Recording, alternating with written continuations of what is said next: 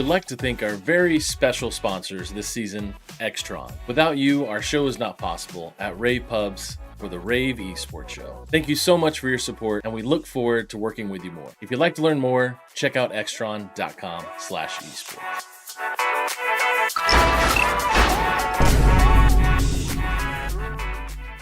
I'm here with Kevin Diltz from Extron. How are you, sir? I'm great. Bubba, how are you? It's good to be together again.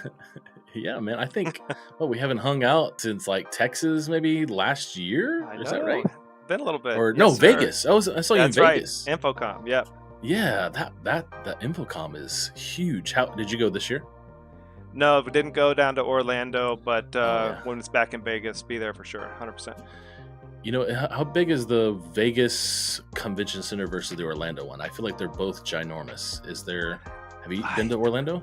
I like have. FETC I've been or something? there numerous times. I want to say the Orlando exhibit is bigger, but it's been a while. It's been a few years since I've been down there, so don't remember exactly. So today we're going to talk about building equitable esports spaces, and I always think about equitable in contrast to equality and diversity and reality, and how equitable definitely means, and I'll show the picture of, if you've seen the image of the three kids looking over the fence, but one kid is in a wheelchair and one kid is shorter and one is a tall adult or something, maybe, or a teenager. And the teenager can see over the fence. The kid, the second spot, is looking maybe through a hole or can't see, and then someone in the wheelchair is definitely sitting down. But then equality would be if everybody got one box to stand on or something, or underneath them. And then equity for me is the tall kid has no box, the kid in the middle has two boxes, and the person in the wheelchair has a ramp that's high enough so everybody can see. Yes. And obviously then there's something around like, just get rid of the fence. What does that mean? But to kind of shape that, I kind of wanted to give people a bit of understanding, because equity is just one of those words that we throw around and may not understand completely. But for esports spaces, I want to talk a little bit today about kind of what you guys have done at Extron, what you've seen in your past experience through different esports organizations you work with, different educational things you've done, but making accessibility for all. So if you're ready to dive into that, I'm ready to go. How about you? Let's do it. Yeah, it's a great topic. How does Extron define equity in the context of audio video or AV design for esports spaces? Yeah, thank you, Bubba. And, this is a very important topic, and I think it's definitely worthy of conversation, and something that the AV industry as a whole should certainly take into consideration when we're designing out these spaces. And I think from my perspective, from Extron, equity in AV design means really creating environments where all students and participants have equal access to the full esports experience. So regardless of their socioeconomic background, their physical abilities or learning styles, it's really about removing barriers, and not just physical ones, but also financial barriers and technical barriers as well. And we'll talk about this a lot today, but we really aim to design systems that are scalable, flexible, and intuitive. And that enables any school, whether it's a Title I high school or a large public university, to deliver high quality esports experiences. And I'll give you a really good example of a district we work with a lot in Southern California called Moreno Valley Unified School Districts, and specifically Canyon Springs High School. And we have a great case study about this on our website, where they transformed an old auto and wood shop into the first in the nation Cyber Innovation Center, which is an absolutely incredible facility with multiple cybersecurity classrooms. It has their esports arena, some conference spaces in there, and they're utilizing our NAV, AV over IP infrastructure, at its core for complete flexibility in video and audio routing throughout the facility. What's really amazing about that is when we were developing that case study, I met with the educators that use that space, and they said that it's just been so impactful to the low income community that it's giving these students access not only to top tier esports, but top tier cybersecurity classes and tools as well. And that's really, I think, equity in action. It's a really amazing space. Highly encourage everyone to go and check out that case study. When you're designing elements for an esports space, what are some things that actually can create unintentional barriers for participants, so whether it be for how they get to something or what they see or what they hear? What are some unintentional things that happen, and what Extron is doing to help not overlook those design Yeah, issues? sure. So I think that some of the most overlooked barriers are related to user experience and also spatial access. So I'll give you a few examples of those. Things like sightline and display visibility. So improper placement or sizing of displays can make gameplay and shoutcasting inaccessible to spectators or some students who may have visual impairments. Um, Something also very important is height adjustable esports desks that meet ADA compliance. Definitely important, something to take into consideration there. And also overcomplicated controls. And we see this a lot where, systems may have a really steep learning curve that can discourage participation from students or staff or educators who aren't familiar with AV tech. Obviously, we don't want that to be a barrier. Um, Grand Valley State University and also Long Beach City College, they developed some really intuitive TouchLink Pro interfaces that empower all of their non-technical users to really control the systems with confidence, right? So that's important for sure. And something else we see is multi-use spaces, and we'll talk about this some more as we go along today. But if an esports room can't double as a classroom or a lecture space, that really limits the number of students that it can benefit. And two really good examples of this are North Carolina State University and Davis Middle School at Compton Unified. Those are both examples of thoughtful design spaces that really increase participation from their Mm, students. I love that. Now, moving past that a little bit more, when I think about students with, you mentioned it, height, lower and raising desks, Yes. and students in wheelchairs or students with disabilities, and for me, what's a really big passion of mine is neurodiversity, Yep. and with ADHD, autism, anything on the neurodiverse wheel, and when I think about those students, those players trying to compete, especially the high levels of neurodiversity that we really are seeing in all ages now, as we understand it more. Yep. What is some more of that AV technology that supports that beyond just a desk and sightlines? What are the next Sure. steps that Extron does to support that? Yeah, and I think, this is important because AV technology can really be a bridge to inclusion when it's deployed thoughtfully. And I'll give you some examples of that. So, things like customizable audio zone. And so, really, what I see is that most of the time, neurodivergent players just need a more predictable and a more controlled environment. And that could mean things like consistent volume levels, right?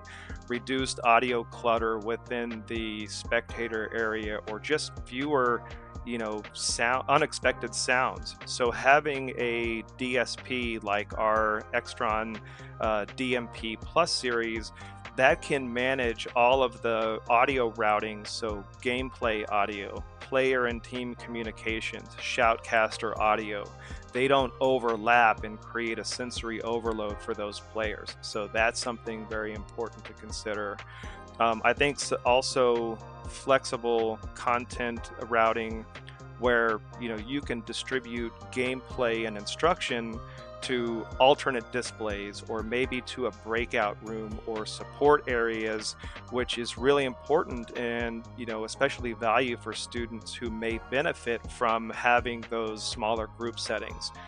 Something that we can take into consideration as well.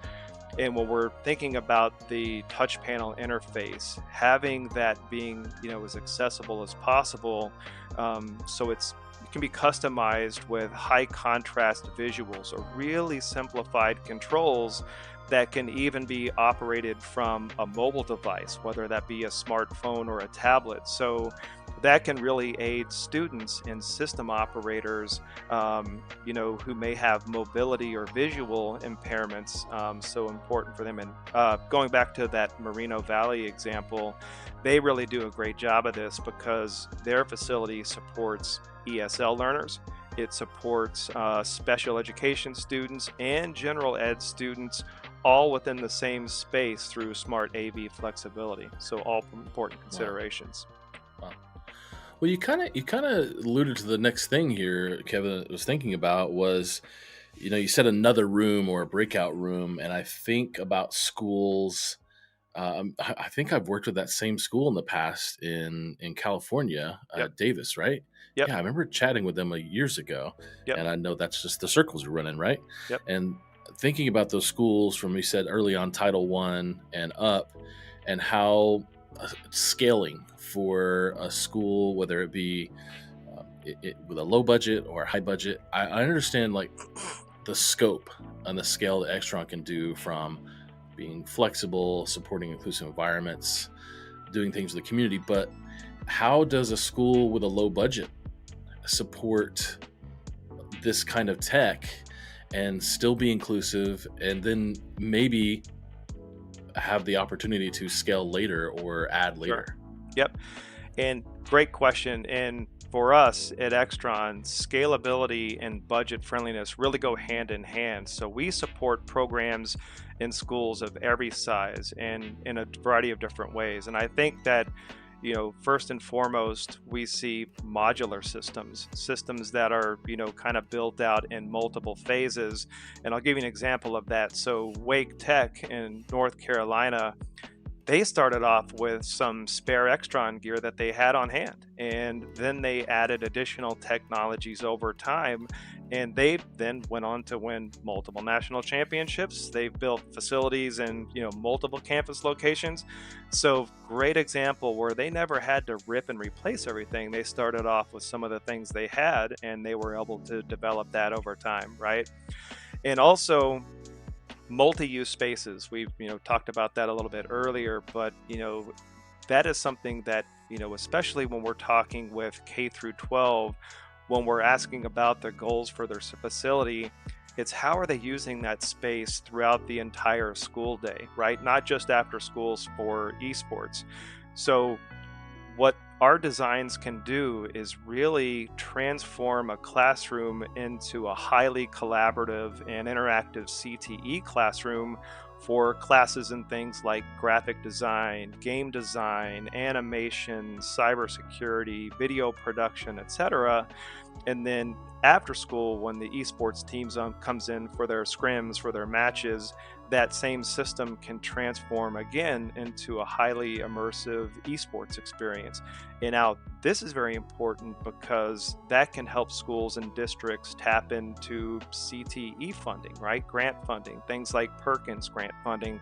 When that lab is utilized for CTE pathway classes, that's really key to help unlock additional funding opportunities for those programs. And then I think another example would be, kind of an open ecosystem where our systems integrate with essentially every kind of gaming PC, every type of console, video cameras.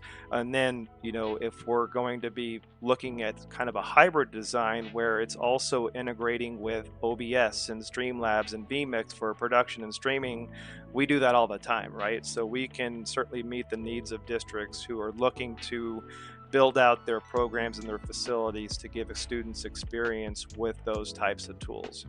Wow.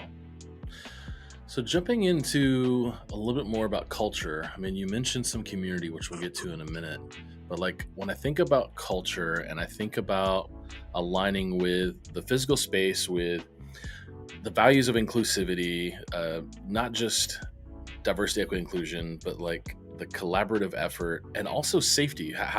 Yep. How do you think AV can be aligned with the kind of collaboration for student safety and inclusivity when it comes to the esports space and building culture?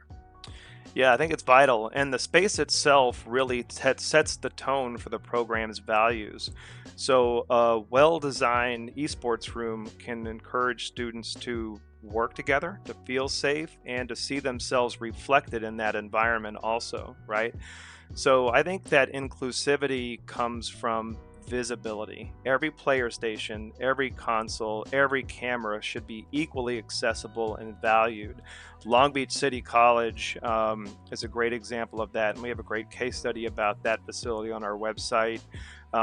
Their layout with AV routing from all stations ensures that no student is felt as a peripheral, right? Another point of this is through collaboration, and that's enhanced through things like breakout areas, coaching displays, AV systems that really allow everyone to see, to hear, to contribute. You know, there's an example of Grand Valley State who developed their spectator area, and we're seeing more and more of those. Where imagine you have, I'll give you an example of a district here near where I live in Dallas. We built out esports labs in all 5 of their high schools, but obviously you can fit only so many people within that space, right? Generally, you have the teams, the players who are competing, but they wanted the ability to send video from that space to a larger spectator area, like an auditorium on campus, for example. Or a couple of the schools have in their cafeterias large LED screens where they can send camera feeds and gameplay for hosting live events, right? So now you can have families and spectators in there supporting the students and being able to see gameplay over there. And this is something also when we're designing shoutcaster booths, this all comes into consideration as well. And when we talk about safety, it's not just about the physical space, it's also about reducing stress and distractions, right?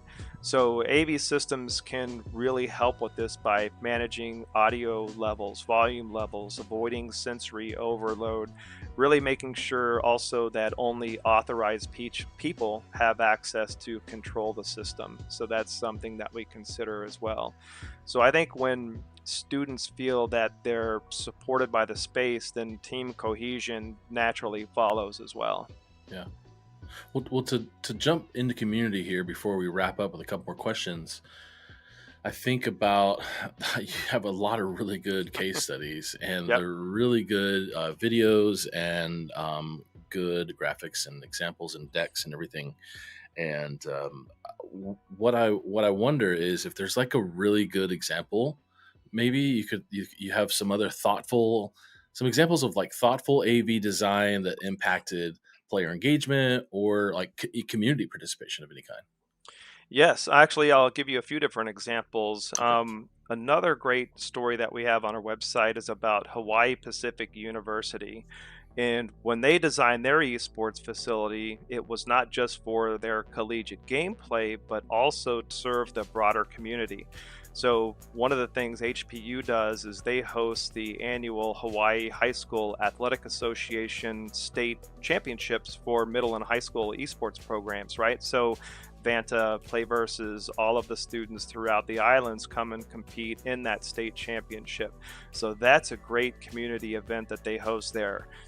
They also do a lot of things like corporate rentals, and some companies will come in there and do things like hackathons, and also every few years there's what's called the Rim of the Pacific, which is in military exercises from different countries, and all of the soldiers will come in onto the island and they'll use the facility for different events and tournaments and things like that. So it's really amazing to see how that AV infrastructure supports their streaming, their casting, but hosting these types of events that go well beyond just their collegiate teams competing in XYZ game title, right? So really, really cool story. We talked about Canyon Springs. what they do with their facility is it's not just for their esports program, but they also have their cybersecurity competitions in there as well. So their Cyber Patriot program, their teams are actually competing in cybersecurity competitions within their space. They do local business training. They utilize their facility and also community outreach. So that really multiplies their engagement well beyond their esports team. I want to tell you one other one. This is a really cool story about Bartow County Schools in Georgia. So they had one of their high schools with an auditorium that was not being utilized. So they renovated that space into, I think it's one of the most amazing dedicated esports venues that I've seen within the state of Georgia and also for the Southeast. So, to kind of visualize what this looks like, you have a large auditorium, tiered seating, a 5v5 configuration up on the stage. Above the stage, you have a giant LED wall and then a couple of large displays behind the players. And this is a full Extron nav AV over IP system. And what's really cool about this space is that when they host, I should point out that the Georgia High School Association, so that's the state governing body for all sports and activities within Georgia, they host their state championships in this facility as well. What's really cool about this is that you not only have the competitive players, but you have students who are running the AV control, right? So you have a student who's operating the Extron system for switching and video routing and things like that. You have another student who is doing or multiple students who are doing the shoutcasting, students up in the booth who are doing audio and lighting. You have other students who are doing the ticket sales, merchandise sales, concession sales, event promotion, also social media. So we're talking about equity and access and creating these programs to engage students. It's well beyond just the players. So they're tapping into their CTE pathway students for a lot more than just the competitive players. So this is a community hub for not only the district, for the schools, for the state of Georgia. And it's really amazing to see the impact that that's made on those students and those families. Wow. Said so well, Kevin, that this is why you're an expert. This is why what Extron does so well. And it makes me ask the question, from your expertise, from what Extron offers and how good you guys are at your jobs, what is some advice for schools or universities that are trying to plan their first esports space, but thinking about equity? What are some ways they can make it equitable from the ground up? Yeah, 100%. Start with the students' needs first, not technology first. I think that too often people rush into these gear decisions before thinking about who the space is really for. So ask questions like, who do we want to include and what would make them feel welcome here? So that means things about thinking like physical access, physical accessibility, sensory comfort, diverse play styles, also even financial barriers and things like that. So building spaces where users can navigate freely in wheelchairs. Also thinking about lighting and noise level. We talked a little bit about that for neurodiverse students, but also when you're designing a student for inclusion from day one, the space really becomes something that everyone feels that they can be part of, not just a few. So definitely take that into consideration. Kevin, wrapping up here, I think about the next 5 years, what esports and AV looks like and how that really is just working together. So looking ahead, how do you see the intersection of AV with esports equity and how that evolves in the next 5 years? What do we need to be looking out for? What do we need to be aware of? What is Extron going to be leading in? Yeah, I think AV innovation will certainly continue to play a huge role in making esports more equitable. I think over the next 5 years, few of the things I see are more and more schools embracing AV over IP. We're seeing a lot of that in our AV designs, like our nav platform, right? So creating flexible, scalable systems, and that really helps districts repurpose these spaces that they can expand without having to build from scratch. So again, that kind of scalable approach.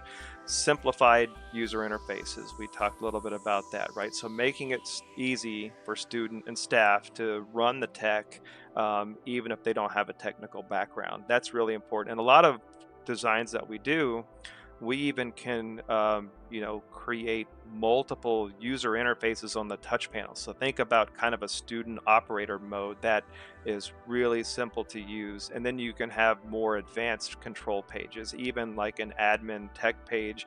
Those can be pin protected, so you can only have users access those who you want to give access to those higher levels of control.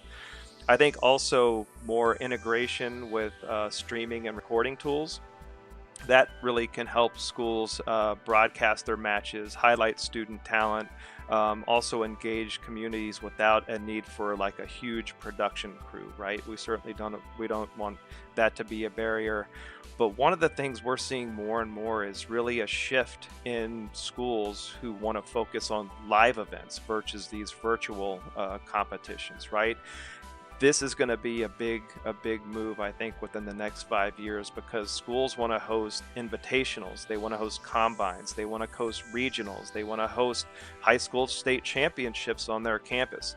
There's really two main, I think, metrics for success for a lot of schools that we meet with, which are recruitment or retention. So we're seeing, some schools challenged with enrollment declines, so they're creating facilities to help host these types of events, to utilize those for summer camps and other types of things where they can attract students to their campus, be exposed to their university, and that really helps with that student recruitment. Remember, this is these students' home for the 4 years or 5 years while they're at the college. So if you have an amazing space, it's a computer lab is just not what students are looking for now. They want something that's got more technology to help with player development, team development, live events, and so forth.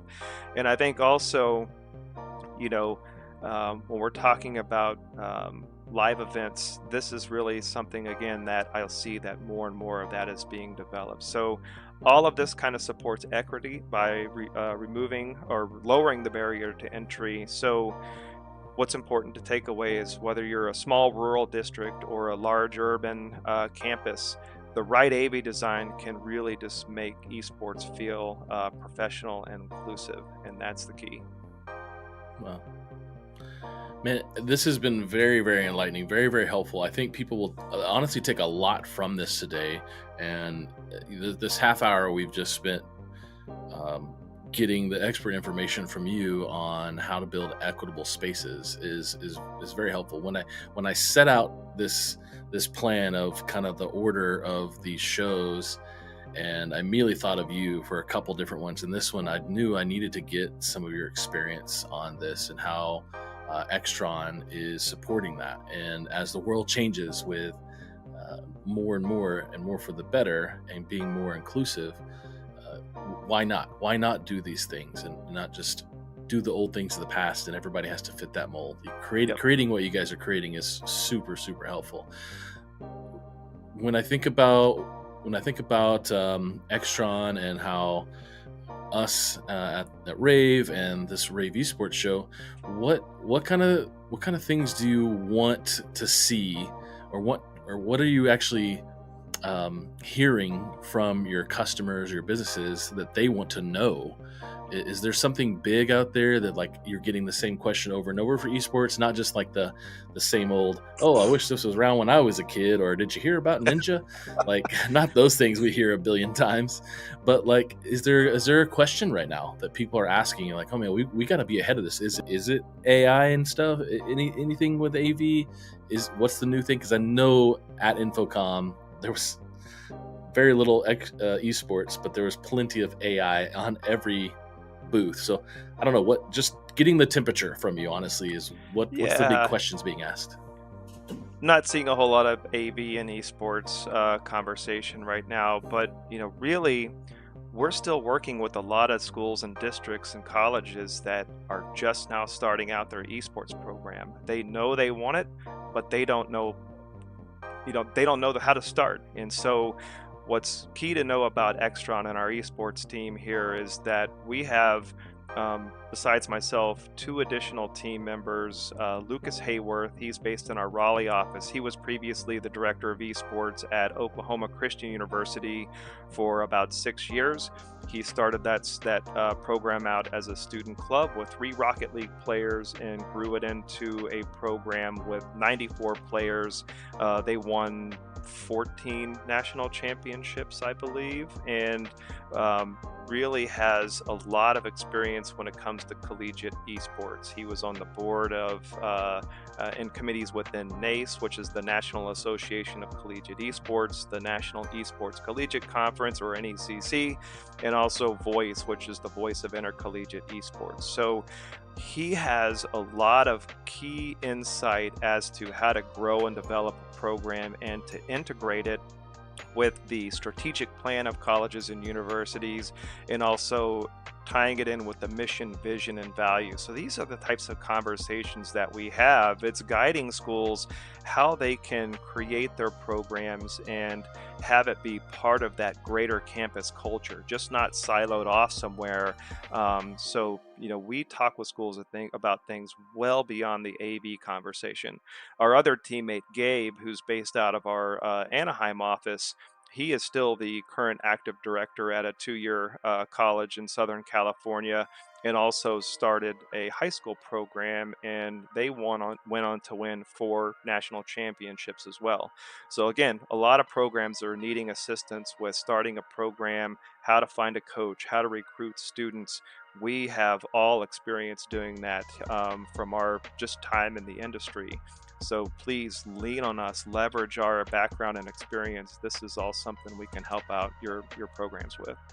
Well, luckily, I'll have Lucas on the show in about a month, and we'll get stuff from him. And we're actually talking even more techie stuff, Awesome. which will be nice, from blueprints up.